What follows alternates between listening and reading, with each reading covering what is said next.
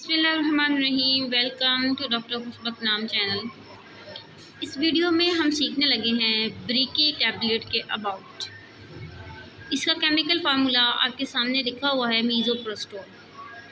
अगर स्ट्रेंथ की बात करें 200 mcg माइक्रोग्राम टैबलेट है ये किस तरह एक्ट करती है हमारी बॉडी में, ठीक है, और इसकी क्या क्या यूजेस हैं और किन किन कंडीशंस में हमने लेते हुए इसकी एहतियात करनी है और किन किन में हम इसको ले सकते हैं, ये सारा हम इस वीडियो में सीखेंगे जी। अगर हम इसकी क्लिनिकल फार्माकोलॉजी की बात करें तो इसका पहला इफेक्ट है एंटी सेक्रेटरी, ठीक है, inhibit the gastric acid secretion. Gastric acid की जो सेक्रीशन आ रही होती है उसे कम करता है और म्यूकस की जो सेक्रीशन है उसको बढ़ाता है। हमारे स्टमक में जो म्यूकस है उसको बढ़ाता है, क्योंकि म्यूकस प्रोटेक्टिव लेयर है, स्टमक को अल्सर से बचाती है, ठीक है। जब हम पेन किलर ले रहे होते हैं ना, NSAID जो पेन किलर्स हैं वो क्या करते हैं, प्रोस्टाग्लैंडिन्स की सेक्रीशन को कम कर देता है, जिसकी वजह से म्यूकस और बाइकार्बोनेट्स भी कम प्रोड्यूस होना शुरू होता है। म्यूकस कम प्रोड्यूस होता है तो प्रोटेक्ट नहीं कर पाता स्टमक हैं लेयर्स हैं उनको, और अल्टीमेटली क्या होता है, अंदर अल्सर पैदा हो जाता है। अगर स्टमक के अंदर अल्सर क्रिएट हो जाए उस कंडीशन में हम इसको इस्तेमाल कर सकते हैं।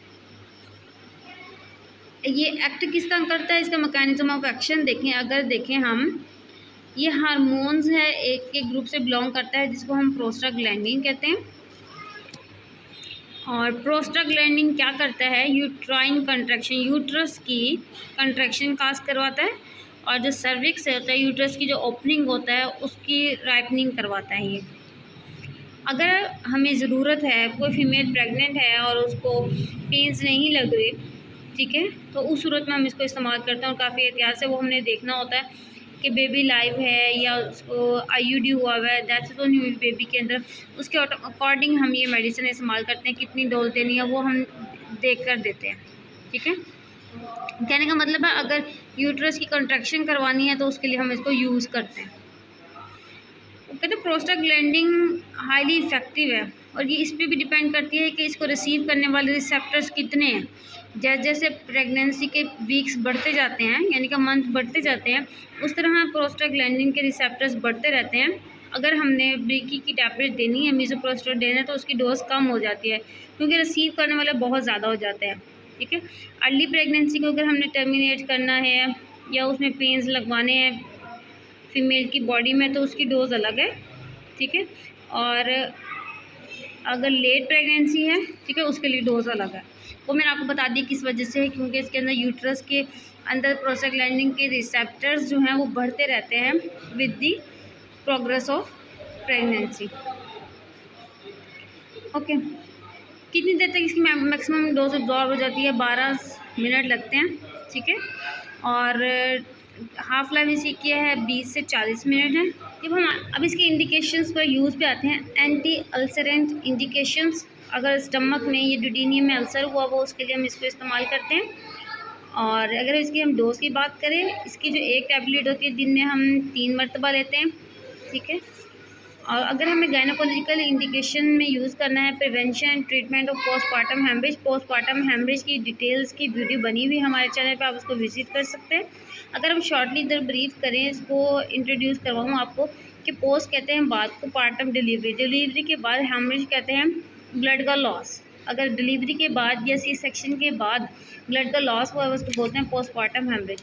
उसको प्रिवेंट करने के लिए हम इसको इस्तेमाल करते हैं। और लेबर का इंडक्शन के अगर हमने कुछ अनफेवरेबल सर्वाइकल कंडीशंस हैं, उसमें फीमेल की बॉडी में पेन्स नहीं लग रहे, तो उसके लिए भी हम इसको यूज़ करते हैं। मोस्टली हम इसको तब इस्तेमाल करते हैं जब बेबी की डेथ हुई होती है, IUD होता है, मिस्ड एबॉर्शन होता है, ठीक है, तो उसके लिए हम इसको यूज़ करते हैं।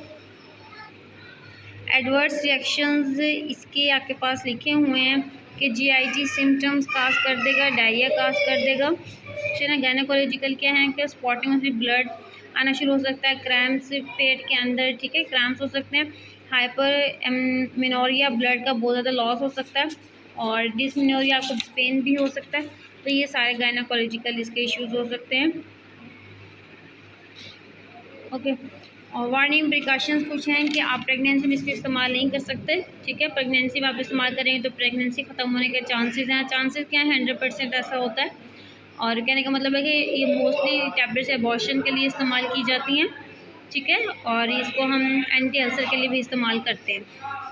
प्रेगनेंसी और लैक्टेशन में आपने इसको बिल्कुल नहीं इस्तेमाल करना। ये ब्रीकी के अबाउट अगर किसी का भी कोई क्वेश्चन है तो कमेंट बॉक्स में आप पूछ सकते हैं। Thank you for watching. अल्लाह हाफ़िज़।